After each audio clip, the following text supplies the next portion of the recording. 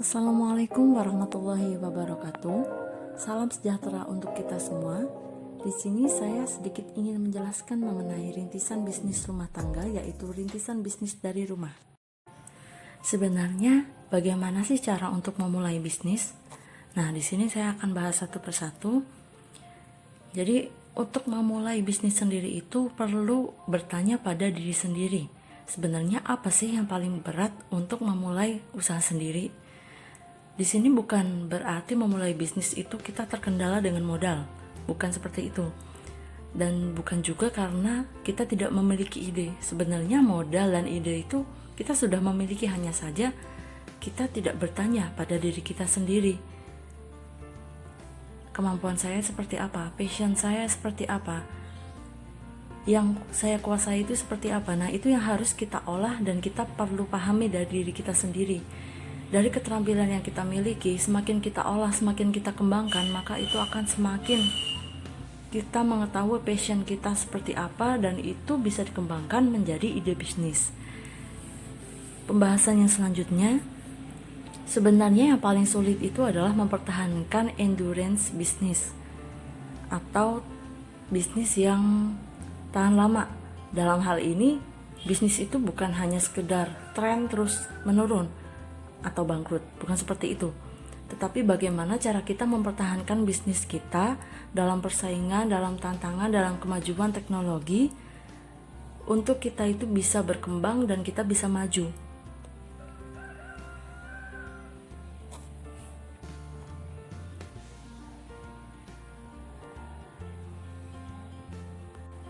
Sebagai contoh misalnya, bisnis yang tidak tahan lama itu, misalnya kita mengikuti tren.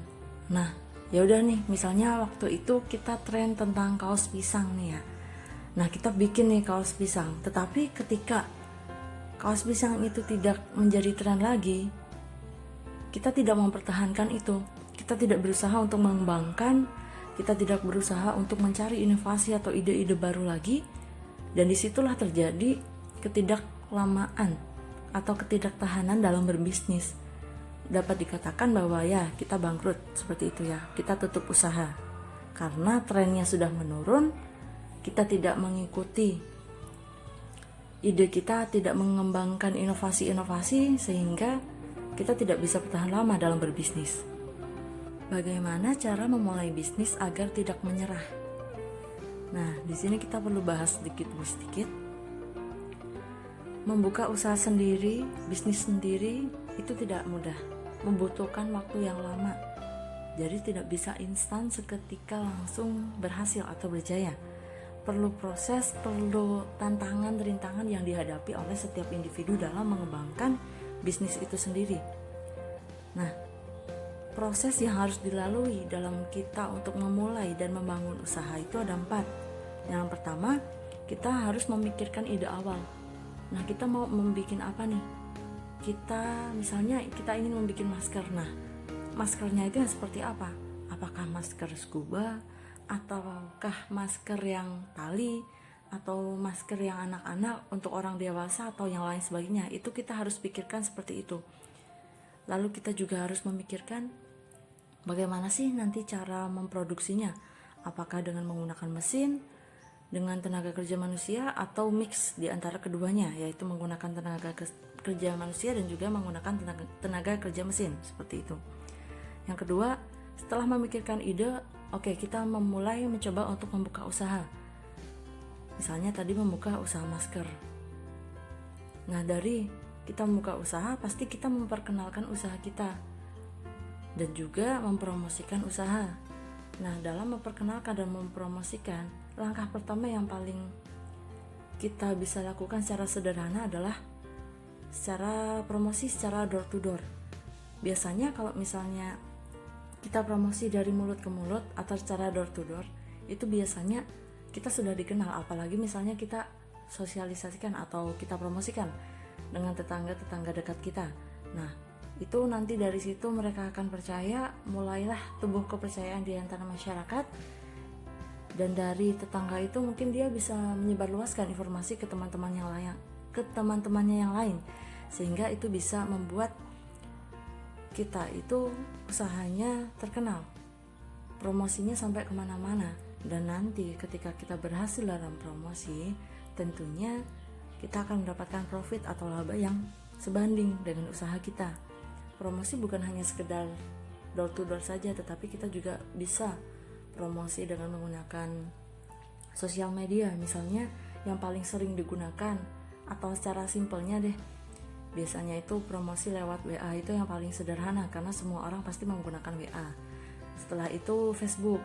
Nah sekarang Facebook juga dilengkapi dengan fitur-fitur untuk promosi, untuk berdagang atau online shop. Nah itu juga bisa kita masuki ke situ. Yang selanjutnya bisa juga promosi lewat Instagram. Kalau misalnya kita ingin membuat ide usaha berupa makanan atau minuman yang kekinian atau yang sedang tren, nah itu kita bisa memasang iklan di Grab atau Gojek seperti itu. Jadi nanti kita juga akan bersaing dengan pedagang-pedagang yang lainnya, dengan pebisnis yang lainnya, yang nantinya itu juga akan menjadi pukulan bagi kita agar kita semakin maju untuk mengembangkan bisnis kita sendiri. Yang selanjutnya saya akan membahas bagaimana caranya untuk membangun usaha kecil. Tipsnya bagaimana? Di sini saya sudah merangkum ada 5 tips. Tips yang pertama ada big dream, kedua ada work with passion, tips yang ketiga adalah learn from success people, tips yang keempat adalah support, tips yang kelima adalah competition. Dan nanti kita akan bahas satu persatu. Tips yang pertama adalah big dreams. Nah, di sini big dreams itu kita artikan sebagai kita memiliki mimpi yang besar. Mimpi yang besar itu kita jadikan sebagai motivasi untuk kita memulai usaha, atau kita jadikan sebagai motivasi kita berusaha. Dimana kalau misalnya kita bermimpi itu gak ada yang gak mungkin. Kita harus yakin kalau kita itu bisa mewujudkan mimpi kita. Ketika kita percaya dengan kekuatan kita percaya dengan mimpi kita, maka akan semakin besar juga kita bisa untuk mewujudkan mimpi kita, seperti itu. Motivasi usaha. Berkaitan dengan motivasi usaha, kita memiliki mimpi bahwa kita harus memiliki cita-cita, mimpi yang jelas, yang spesifik, yang kita dapat perjuangkan dan kita bisa kejar. Kita bisa melihat peluang itu, kita bisa melakukan, kita bisa mewujudkan mimpi itu. Gak ada yang gak bisa. Ketika kita yakin, ketika kita mampu, maka semesta akan mendukung kita. Seperti itu. Dan di sini mimpi itu menjadi benteng terakhir. Kenapa? Karena beberapa motivator, beberapa dosen, beberapa guru juga pernah menjelaskan bahwa ketika kita memiliki mimpi yang spesifik dan jelas, kita bisa menuliskan dalam secari kertas, kita resapi, kita ingat setiap waktu, maka kita nggak akan lupa untuk meraihnya, kita nggak akan lupa untuk mewujudkannya. Tetapi kita akan semakin berusaha bahwa saya harus berusaha, saya harus berjuang untuk mewujudkan mimpi itu, untuk membahagiakan orang-orang di sekitar kita, misalnya orang terdekat deh, keluarga kita. Buatlah keluarga kita bangga dengan apa yang kita raih, dan buatlah orang lain percaya dengan bisnis kita, seperti itu. Tips yang kedua yaitu passion. Bekerja dengan dorongan hobi, kesukaan, cinta akan membuat pekerjaan yang kita lakukan itu membuahkan hasil yang terbaik. Berbeda dengan kita mengerjakan sesuatu dengan terpaksa. Itu hasilnya mungkin baik, tetapi kita lebih banyak mengeluh. Tetapi ketika kita merasakan, saya suka di sini, saya cintanya di sini, saya minatnya di sini, saya berbakat di sini, saya melakukan ini, saya mencintai ini, saya bisa melakukannya. Walaupun nantinya ada banyak rintangan, ada halangan, apapun, karena kita berdasarkan passion, berdasarkan cinta, berdasarkan hobi dan lain sebagainya, ya kita akan biasa-biasa aja. Dan kita akan terus berjuang untuk meraih semua itu, agar pekerjaan kita juga membuahkan hasil yang baik. Nah, di sini passion itu berkaitan dengan penyemangat. Nah, passion itu sebagai penyemangat yang manjur saat bisnis itu sedang susah. Misalnya penjualan sedang merosot, tidak untung, terus kita misalnya banyak kerugian lah di mana-mana. Nah, tapi karena kita melakukannya sesuai dengan hati, karena kita melakukan dengan keikhlasan, dengan keinginan kita, dengan passion kita, maka ya sudah, kita nggak akan merasa terbebani.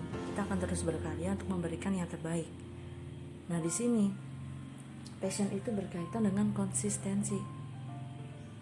Ketika kita konsisten dengan karya kita, nantinya akan menunjukkan kita itu akan mendapatkan apresiasi. Semakin kita konsisten, kita memulai dengan baik, maka ujungnya juga akan berhasil. Ujungnya juga akan bertemu dengan suatu kebaikan. Yang penting kita konsisten, kita ikhlas, kita tetap melakukan yang terbaik. Kenapa enggak? Gitu loh. Jadi ya, kita harus konsisten untuk berkarya sesuai dengan passion kita. Kita lakukan semuanya dengan keikhlasan, maka hasilnya juga akan baik. Tapi berbeda ketika kita memulai bisnis hanya dengan harapan kita kaya semata. Misalnya kayak kita cuman bisnis tuh biar kaya lah, biar prestis, diakui oleh orang lain. Tapi nantinya ketika muncul suatu tantangan atau kesulitan, pasti itu akan menyerah, luntur semangatnya. Berbeda ketika kita memiliki passion yang sudah saya jelaskan tadi. Kalau misalnya bekerja bukan karena passion, tapi hanya ingin mengejar keuntungan atau kekayaan semata, tidak ada motivasi lain untuk menjaga semangat dalam berbisnis.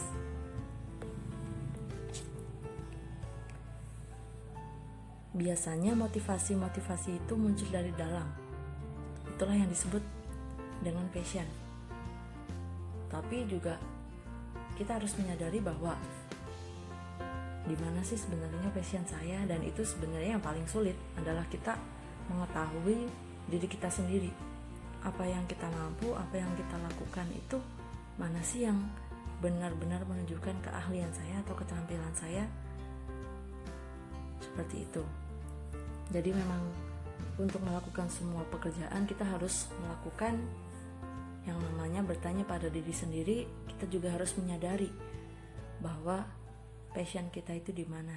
Dari situ kita bisa mengembangkan ide-ide bisnis untuk memulai bisnis dari rumah. Seperti itu. Tips yang ketiga, learn from success people, atau belajar dari orang-orang yang sukses. Di sini perlu kita pahami, membangun usaha itu tidak mudah. Ada proses tersendiri yang nantinya akan dihadapi oleh setiap individu. Proses yang sangat panjang tentunya membutuhkan kesabaran, keteguhan, dan juga kekuatan. Butuh semangat, mental yang luar biasa seperti baja, dan juga tentunya keikhlasan. Nah, di sini orang-orang yang sudah sukses dalam memulai bisnisnya atau orang-orang yang sukses berbisnis pasti pernah mengalami hal tersebut, pernah mengalami hal yang sulit, terjal, lika-liku perjalanan dalam bisnis itu pasti pernah dialami. Tetapi kesabaran dan kekuatan yang membuat mereka itu kuat. Dan tentunya ketika pengalaman kesulitan mereka dalam memulai bisnis itu sebagai reminder bagi kita, sebagai motivasi bagi kita untuk kita itu tidak menyerah. Kalau misalnya dia bisa, kenapa saya enggak? Walaupun rintangan yang kita hadapi itu berbeda, tapi kita harus tetap bersabar dan kita harus tetap berjuang, karena enggak ada usaha yang sia-sia. Seperti itu, ketika kita berusaha pasti di situ ada jalan. Yang penting satu, kita ikhlas dan juga kita tetap bersabar. Jangan pantang menyerah dan juga putus asa.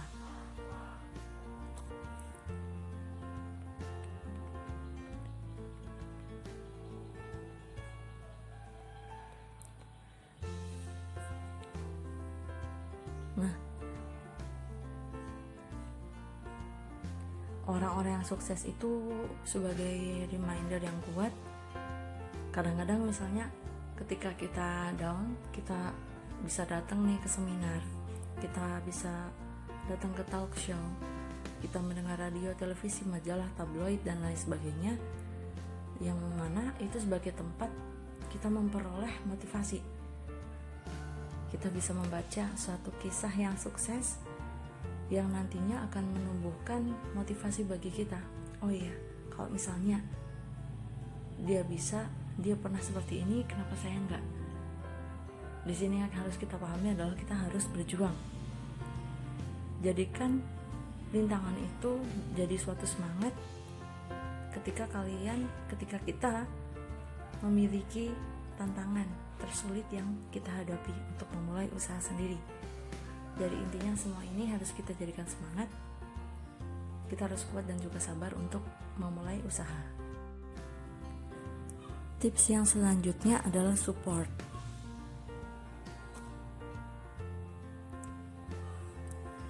Support itu biasanya datang dari yang terdekat kita. Dalam hal ini adalah keluarga. Keluarga yang mendukung, yang memberikan semangat, dan yang paling penting adalah mau ikut prihatin. Dalam hal ini dia tidak memperhatikan gaya hidup, mau diajak sulit, mau diajak untuk melewati masa-masa sulit, mau diajak untuk melewati rintangan. Dan mereka paham bahwa kesulitan yang sekarang dilalui, yang sekarang dilewati, atau sekarang yang terjadi, itu akan mendatangkan kebahagiaan yang lebih besar nantinya. Oleh karena itu, keluarga itu menjadi support yang paling penting dalam kita memulai suatu usaha. Dengan dukungan yang penuh, secara otomatis semangat kita juga akan terisi kembali. Gitu. Kita bisa memiliki kekuatan. Kita bisa semakin ulet untuk menghadapi rintangan. Kita bisa bertahan dalam rintangan. Itu adalah salah satu support dari keluarga. Makanya kalau misalnya kita ingin memulai bisnis, ini sangat penting sekali kita membicarakan pada keluarga. Kita terbuka pada keluarga. Saya ingin memulai bisnis seperti ini. Menjelaskan bahwa bisnis itu tidak gampang, membutuhkan waktu yang sangat lama, tidak instan juga. Pastinya akan menghadapi masa-masa sulit di awal, tantangan tidak mudah, dan tentunya membutuhkan dukungan dan juga pengorbanan dari keluarga. Seperti itu. Lalu tips yang selanjutnya, competition. Ya, berhubung dengan kata competition, pasti kita pemikirannya udah langsung ke kompetisi, persaingan. Iya, betul sekali. Bagaimana cara menghadapi persaingan? Itu ada kiat-kiatnya tentunya ya. Kiat yang pertama, kita harus menerima kenyataan bahwa persaingan itu tidak bisa kita elakkan, tidak bisa terpisahkan dari suatu usaha atau bisnis. Bisnis yang maju itu akan semakin menarik jika penuh persaingan, karena kita akan tahu bagaimana sih kemajuan bisnis kita, bagaimana sih bisnis punya lawan.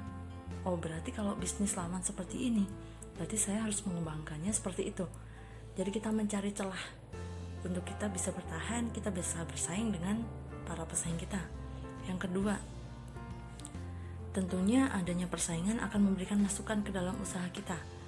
Jadi kita bisa memperbaiki kekurangan kita bisa memperbaiki semuanya, segala aspeknya, dari keuangannya misalnya, terus dari produknya, dari promosinya.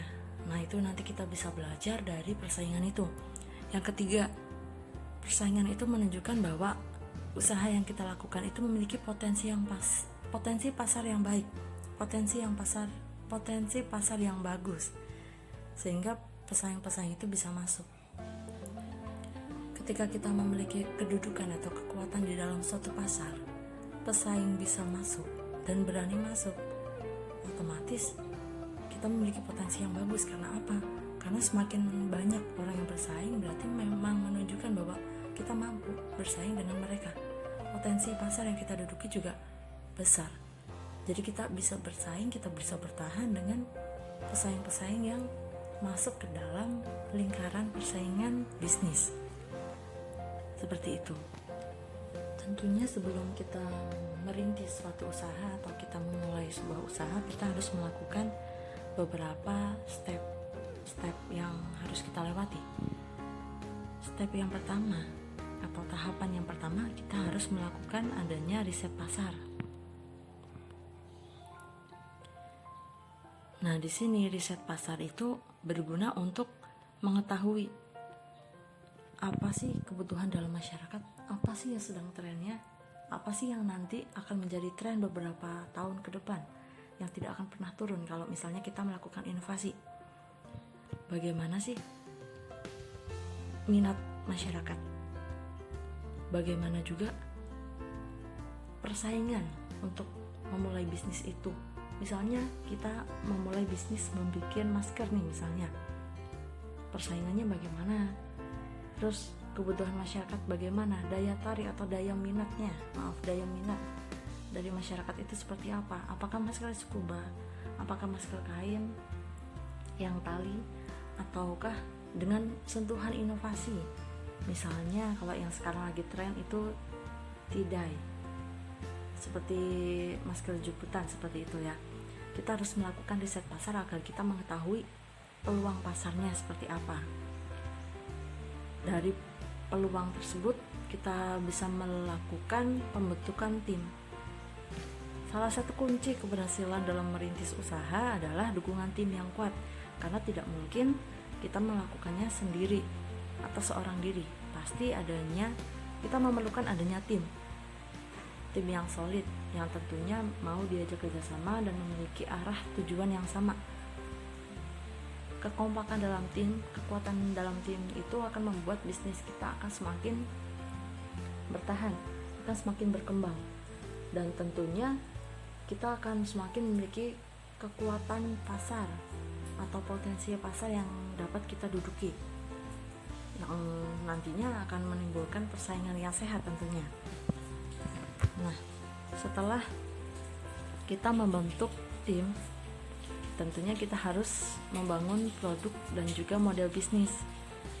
Berhasil atau tidaknya usaha, salah satunya itu tergantung pada produk yang dijual. Nah, dari produk yang dijual ini kita bisa menentukan produk yang akan kita jual berdasarkan riset pasar yang sudah kita lakukan, berdasarkan peluang yang sudah kita amati. Dari riset pasar kita bisa menghasilkan suatu produk yang bisa dijual nantinya. Yang selanjutnya adalah sumber modal. Untuk membangun suatu usaha agar berkelanjutan, agar tahan lama, kita perlu mempertimbangkan sumber permodalan. Permodalan itu apakah dari modal sendiri atau kita mencari investor, dalam hal ini adalah saham.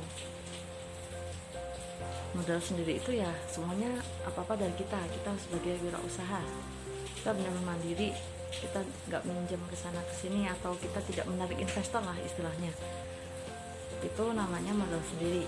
Keuntungannya ya itu tadi, kalau dari modal sendiri semua keuntungan atau laba profit yang kita peroleh ya untuk kita tidak bagi-bagi ke orang lain atau investor. Tapi kekurangannya yaitu kalau misalnya rugi ya kita nanggung sendiri, tidak bisa ditanggung bersama-sama. Dan untuk kelebihan ketika kita mencari investor, tentunya kita bisa menanamkan modal sendiri, tapi juga bisa mendapatkan suntikan modal dari investor dalam bentuk saham atau yang lainnya. Nah, tentunya dari investor itu akan menambah modal kita, sehingga modal kita akan semakin banyak. Dan modal banyak kita bisa mengembangkan produk kita, kualitas dan lain sebagainya, seperti itu. Tetapi kekurangannya adalah ketika kita merugi, kita harus tetap membayarkan laba atau profit kepada investor. Dan tentunya dari situ kita harus melakukan perjanjian terlebih dahulu antara kita dan juga investor. Perjanjiannya itu ya misalnya perjanjian tentang pembagian laba ketika kamu invest sebesar dana sekian, laba yang akan kamu peroleh itu misalnya sepertiga atau seperberapa bagian dari laba perusahaan atau profit bisnis yang kita lakukan, seperti itu. Jadi untuk sumber modal sendiri, antara kita mengandalkan modal sendiri atau modal asing, dalam hal ini modal asing itu adalah investor, tentunya ada plus sama minusnya. Dan untuk saran dari saya sih, kita bisa mix antara keduanya dengan perjanjian pembagian laba yang jelas dari awal, seperti itu. Jadi kita menggunakan modal sendiri tapi juga menggunakan modal asing atau dari investor. Jangan menggunakan modal investor secara keseluruhan, karena misalnya kalau untung kita nggak dapat apa-apa, karena itu uang dari orang lain. Kalau untung ya buat orang lain, bukan buat kita. Jadi perlu mix antara modal sendiri dan juga modal asing atau investor, tetapi ya itu tadi dengan perjanjian pembagian yang jelas agar tidak terjadi hal yang tidak diinginkan, seperti itu. Mungkin itu saja yang bisa saya sampaikan. Banyak salah dan kurangnya saya mohon maaf. Nantikan pembahasan-pembahasan yang selanjutnya, dan sampai berjumpa lagi di lain kesempatan. Terima kasih. Wassalamualaikum warahmatullahi wabarakatuh.